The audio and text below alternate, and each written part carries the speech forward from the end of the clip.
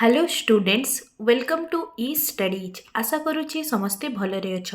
तुम मानकर डीएवी रो स्टाफ रिक्रुटमेंट रो जो फॉर्म फिलअप चली तार डेट एक्सटेंड कराई से तुम लास्ट डेट थिला 10 तारीख से एक्सटेंड कराई तुम 15 डिसेम्बर पर्यंत कराई। तो जो मैंने भी कौन सी कारणवशत जदि फॉर्म फिल करन तो जाइए सिंपली तुम मोबाइल भी चाहिए कर गोटे 2 मिनिट लगे आराम से जदि तुम आगुरी जा जो school offline form fill up submit होता से करदे तो हार्डली गोटे 2 मिनिट हो तो करन तो करदेव ओके ना। तो देख कौन कर simply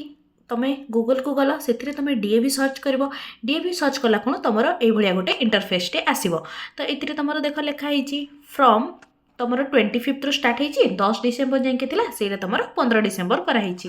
click here for register ये क्लिक कला खुण तुम ये आसो देख ओके। तो ये तुम फॉर्म फिल टाइम रे तुम जो ऑफलाइन फॉर्म फिल कराई से जो रजिस्ट्रेशन नंबर थिला ताकू दब ता सहित पासवर्ड रे कौन दब ना फर्स्ट तुम मोबाइल नंबर लास्ट 4टा डिजिट आ तुम डेट ऑफ ईयरटा जोटा सेटा देकी लॉगिन करके आगो को पेमेंट कले तुम सक्सेसफुल हो जदि भी कहार कोटारे तुम कौन ना डाटा रे ये लॉगिन कर सारा पर तुम डाटा आसीज डाटा रे जब तुम कौटी कौन भूल रोचे तो सिंपली तुम मैंने इधर चाहिए जो तुम मैंने कौन ना ऑफलाइन तुम सबमिट कर से स्कूल को फोन कर ना मेल लिख